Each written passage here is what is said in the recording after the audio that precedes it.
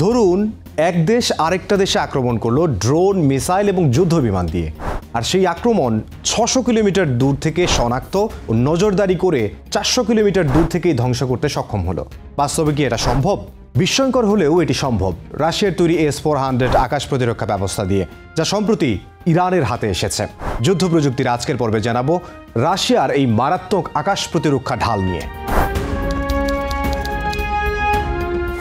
S-400 triumph একটি দূরপাল্লার বহুমাত্রিক surface to air missile system, যার কাজ হলো মাটি থেকেই আকাশে শত্রুর বিমান, ড্রোন, ক্রুজ, ব্যালিস্টিক মিসাইল ধ্বংস করা। বর্তমানে রাশিয়ার আর্ম ফোর্সেস, ভারত, চীন, তুরস্ক এবং ইরান এই সিস্টেম ব্যবহার করছে। S-400 এর উৎপাদক রাশিয়ার আলমাজ আন্তে কোম্পানি, আর এর প্রথম কার্যকর ব্যবহার হয় ২০০৭ সালে। S-400 মাটি থেকেই আকাশের ৬০০ কিলোমিটার দূরের শত্রুর বিমান, ড্রোন, ক্রুজ ও ব্যালিস্টিক মিসাইল শনাক্ত করতে পারে, আর 40N6E মিসাইল দিয়ে ৪০০ কিলোমিটার দূর থেকেই সেগুলোকে ধ্বংস করতে সক্ষম। এটি সর্বোচ্চ ৩০ কিলোমিটার বা ১ লক্ষ ফুট উঁচুতে থাকা লক্ষ্যবস্তুতে আঘাত করতে পারে। বিস্ময়কর বিষয় হলো S-400 একসঙ্গে নজরদারি করতে পারে ৩০০টি লক্ষ্যবস্তুকে, আর আক্রমণ চালাতে পারে একসঙ্গে ৩৬টি লক্ষ্যবস্তুতে। S-400 এর প্রতিটি ট্রান্সপোর্টার ইরেক্টর লঞ্চার জানে ৪টি করে লঞ্চ টিউব থাকে, যেখানে একটি করে ক্ষেপণাস্ত্র লোড করা থাকে। তবে সামগ্রিক ক্ষেপণাস্ত্রের সংখ্যা ৮টি, যদিও এতে বিভিন্ন ধরনের ক্ষেপণাস্ত্র বহন করা যেতে পারে এবং একটি লঞ্চার থেকে সর্বোচ্চ ৮টি ক্ষেপণাস্ত্র ছড়া সম্ভব। একটি ব্যাটারিতে সাধারণত ৮টি লঞ্চার এবং অন্যান্য সরঞ্জাম থাকে, যার মধ্যে রয়েছে বিভিন্ন ধরনের রাডার এবং একটি কমান্ড পোস্ট। S-400 একসঙ্গে একাধিক মিসাইল ব্যবহার করে থাকে। 40N6E মিসাইল দিয়ে ৪০০ কিলোমিটার দূরের শত্রুর মিসাইল, ড্রোন ও যুদ্ধ বিমান ধ্বংস করতে পারে। 48N6DM মিসাইল দিয়ে ২৫০ কিলোমিটার, 48N6E2 দিয়ে ২০০ কিলোমিটার ও 9M96E2 মিসাইল দিয়ে ১২০ কিলোমিটার দূরের লক্ষ্যবস্তু ধ্বংস করতে পারে।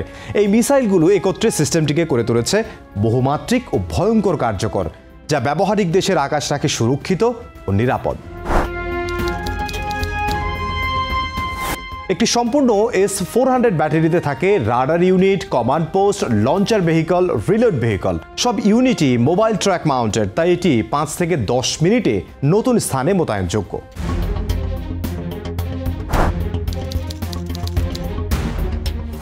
S-400 মিসাইল দিয়ে একসঙ্গে ভিন্ন ভিন্ন উচ্চতা ও দূরত্ব লক্ষ্যবস্তুতে আঘাত করতে পারে, আর এর রয়েছে উন্নত অ্যান্টি জ্যামিং টেকনোলজির পাশাপাশি সম্পূর্ণ স্বয়ংক্রিয় টার্গেট লক ও গাইডেন্স সিস্টেম। এছাড়াও এই সিস্টেমের বিশেষ ক্ষমতা হলো এটি দ্রুত মোতায়েনযোগ্য এবং স্থানান্তরযোগ্য।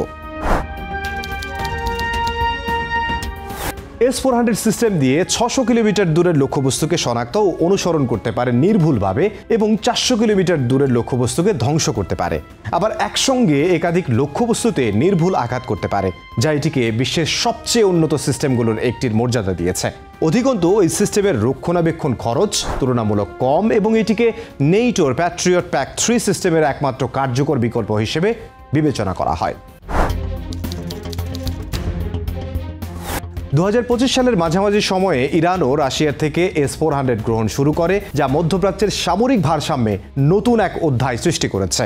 ইরানের প্রতিরক্ষা মন্ত্রণালয়ের মতে এই সিস্টেম মোতায়েনের পর তাদের রাজধানী তেহরান ও নাতানজ পারমাণবিক স্থাপনা এখন অনেক বেশি সুরক্ষিত। বিশেষজ্ঞদের মতে ইরানের S-400 আশায় ইসরায়েল ও যুক্তরাষ্ট্রের আকাশ অভিযানের ঝুঁকি বহুগুণ বেড়েছে।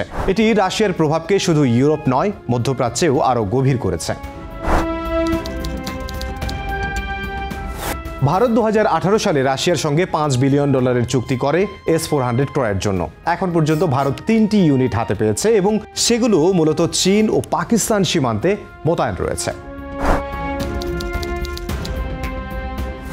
চীন ২০১৪ সালে রাশিয়ার সাথে একটি চুক্তি স্বাক্ষর করে এবং ২০১৮ সালের মধ্যে প্রথম S-400 এয়ার ডিফেন্স সিস্টেম হাতে পায়। এটি প্রথম দেশ হিসেবে রাশিয়ার কাছ থেকে এই সামরিক প্রযুক্তি পেয়েছিল। প্রথম চালান গ্রহণ করে ২০১৮ সালের জুলাই মাসে। এছাড়াও চুক্তির অংশ হিসেবে রাশিয়া চীনা সৈন্যদের S-400 সিস্টেম ব্যবহারের প্রশিক্ষণও দিয়েছে। ভারত ও ইরান এই দুই দেশই রাশিয়ার ঘনিষ্ঠ প্রতিরক্ষা অংশীদার।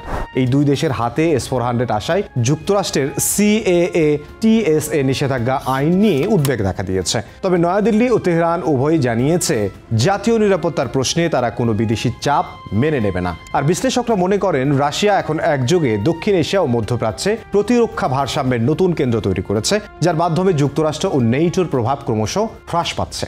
ইতোমধ্যেই রাশিয়ার S-400 দেখিয়েছে এটি কেবল একটি অস্ত্র নয়, এটি আধুনিক যুদ্ধের নতুন সংজ্ঞা।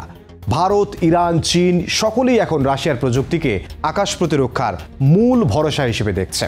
আর এভাবেই মস্কো আকাশ প্রতিরক্ষার বিশ্ব রাজনীতিতে নতুন এক শক্তির অক্ষ তৈরি করেছে।